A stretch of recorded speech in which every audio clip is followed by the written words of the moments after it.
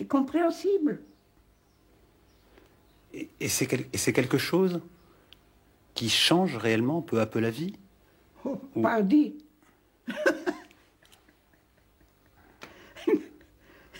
Vous croyez que je serais un monument historique à l'âge de 85 ans si je n'avais pas cette nourriture?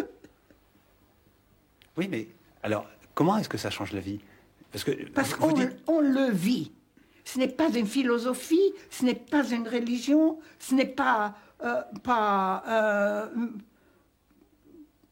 enseignement de groupe, c'est un enseignement de vie individuelle.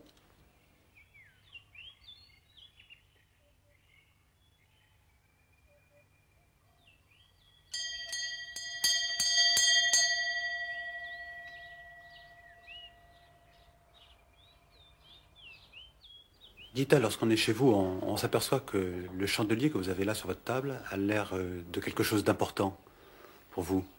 Mais naturellement, parce que c'est le symbole en forme de ce que les anges nous ont enseigné, qu'il y a un monde, le monde créé.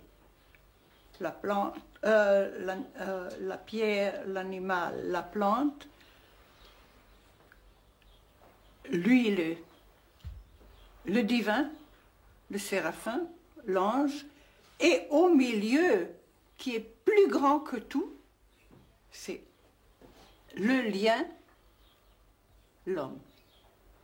Vous parlez, sur la partie qui est à votre droite, vous parlez de la pierre, le végétal, la plante et l'animal. Ça, on voit très bien de quoi vous voulez parler. Oui.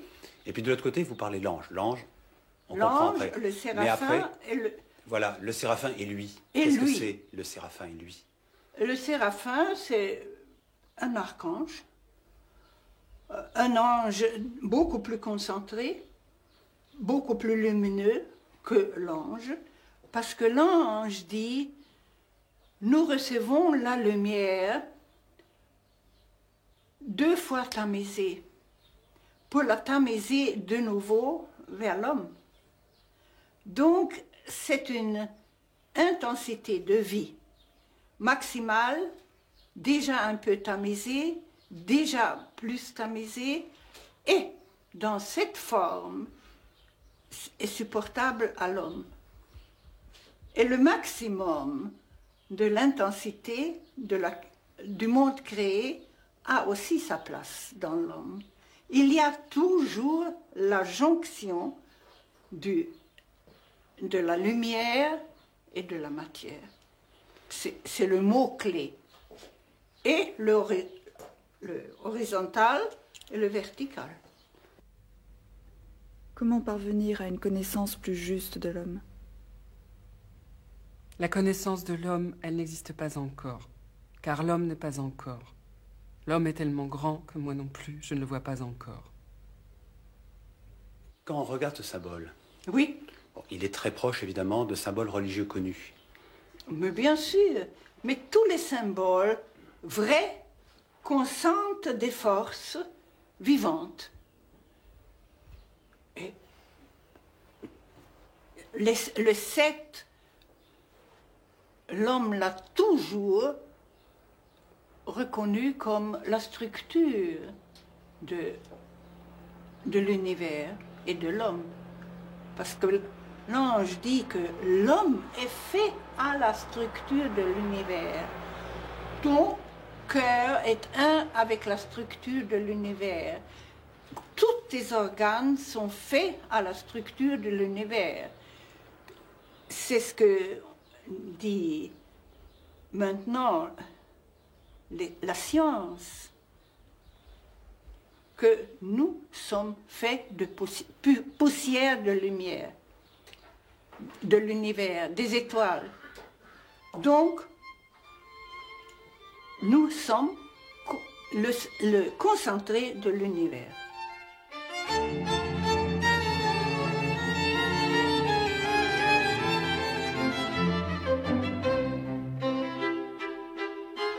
On a l'impression que dans ce que disait l'ange, Oui. Il y a quelque chose qui souvent rappelle tout ce que disent les grandes religions, et puis il y a des moments où il y a des choses totalement nouvelles. Oui, Et- les religions, l'essentiel des religions ne sont pas oubliées, mais surpassées. Oui, mais alors, Les religions sont un tremplin pour une nouvelle évolution.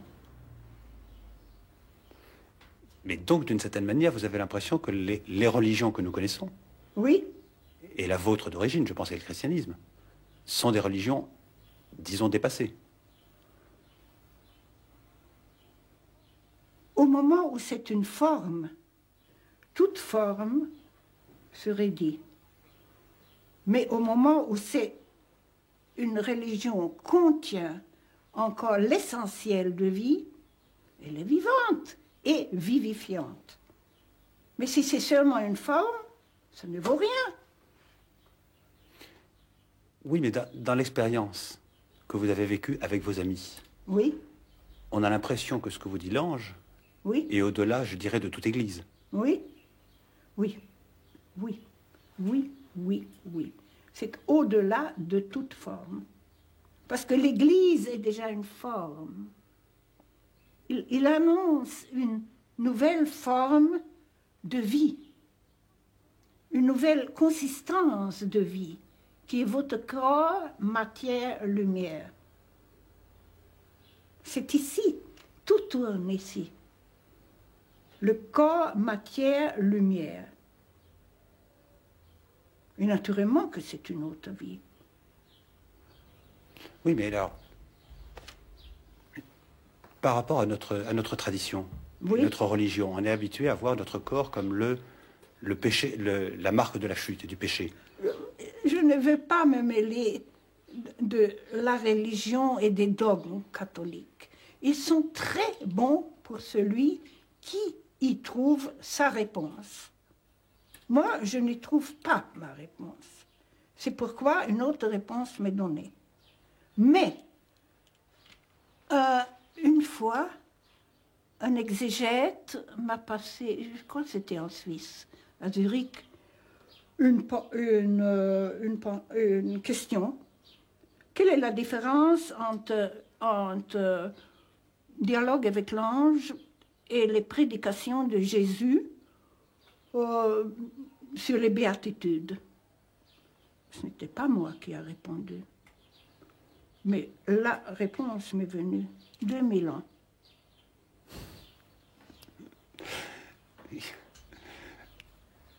Parce que c'était un exégète qui voulait discuter. Une discussion intellectuelle. Ça n'a rien à faire avec la vie. Mais que la parole de l'homme d'aujourd'hui englobe d'autres perspectives que celles de l'homme de 2000 ans, c'est naturel. Oui, mais alors,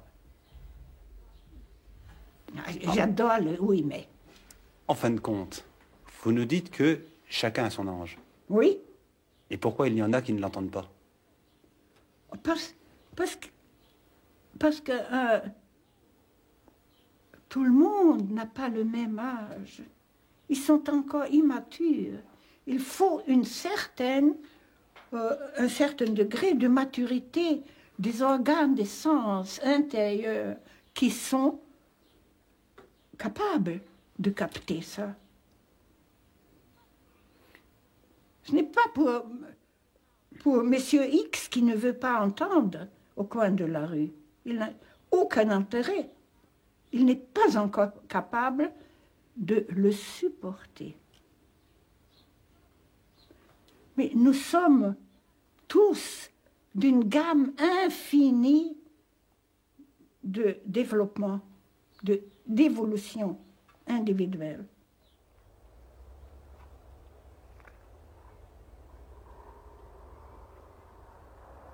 On a l'impression que pour vous, la nature est presque un être vivant. C'est moi-même. Si je peux dire, c'est moi-même. beaucoup plus. Je sens une relation beaucoup plus forte avec la nature qu'avec les hommes. C'est comme mon corps. C'est ça, vous avez l'impression vraiment qu'il y a une sorte d'intimité Oui. avec la... Oui. C'est très curieux. C'est très curieux. Mais je souffre avec la terre. Ce n'est pas seulement un avantage. Je souffre surtout maintenant. Mon Dieu. Je souffre dans mon corps, instinctivement. Ce n'est pas dans la tête. Et vous sentez que l'homme a des devoirs vis-à-vis de cette terre qui le porte? Oui. Oh là là. Oh là là. Il est responsable. Autrement, il va périr s'il ne prend pas soin de la terre. C'est notre base. Et vous avez l'impression, enfin, si je vous suis bien, qu'il y aurait une sorte de communion générale, si on peut dire, entre les... Oui. Les gens vont s'éveiller à leur responsabilité envers la terre. Comme au même endroit qu'ils s'éveillent à la responsabilité vers l'ange, vers la lumière. C'est toujours vers le haut et vers le bas, en même temps. C'est un même mouvement. Et l'homme est au milieu. Mais alors, justement, de mener cette vie comme ça, Oui, dans laquelle vous allez, d'une certaine manière, d'effort en effort et en même temps de progrès en progrès, oui. c'est quelque chose qui vous rend joyeux.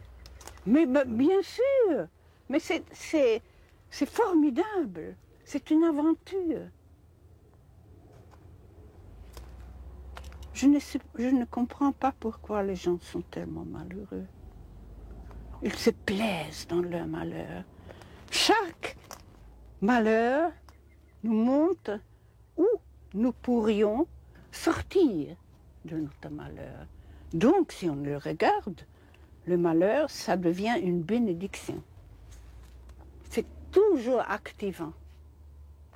Et les gens disent, oh, nous, c'est terrible, c'est la société qui est responsable, c'est les parents qui sont responsables. Tout le monde est responsable, sauf soi-même. Justement, d'avoir retrouvé votre vocation, Oui, de devenir responsable de vous-même, puisque Oui. l'ange vous le dit, de devenir responsable, oui. ça vous donne comme ça une espèce de gaieté dans la vie. Mais naturellement. Et encore, l'ange nous enseigne de aimer la terre, de aimer les produits de la terre, de vivre une vie joyeuse. L'ange dit, la joie est l'air du monde nouveau. Donc les pleurnicheries, comme un torchon mouillé. Ah, moi, je suis rien, moi, je ne réussis pas. Ça, l'ange est agacé. Là où l'homme ne peut pas se réjouir, là est la pomme. La pomme qu'il a mangée au lieu de la donner. Jette-la. Même le pire vaurien que tu abrites sous ton manteau peut apprendre à se réjouir. Voici ce qu'est la joie. Le mouvement est lancé, se diffuse en joie, puis revient à son point de départ, comme la respiration. Dans le cœur sont le commencement, la fin et la joie. La joie est l'air du monde nouveau. Mais en même temps, vous avez l'air de dire que la mort n'est pas une fin. Mais pas du tout. C'est une transition. Une transition vers quoi? Quoi? Mais vers la vie.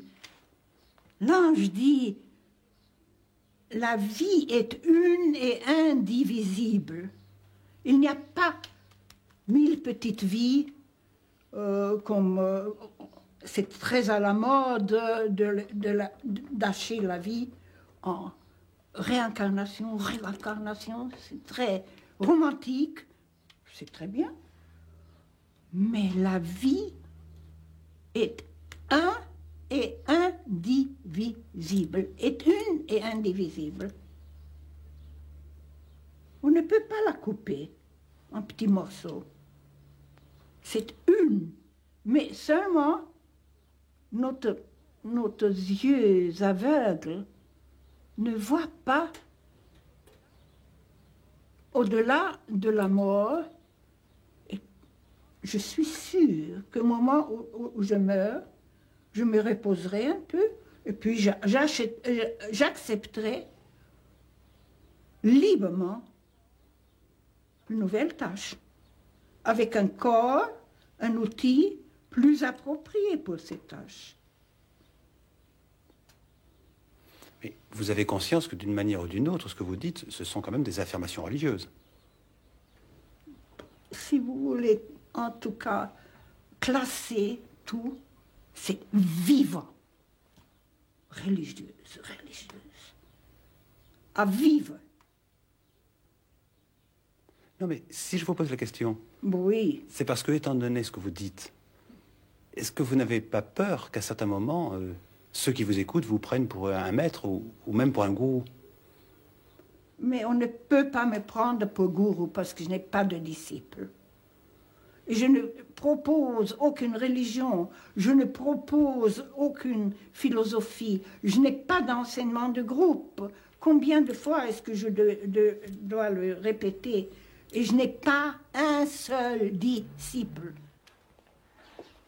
Vous n'avez pas peur que finalement on projette sur vous les attentes que l'on peut avoir?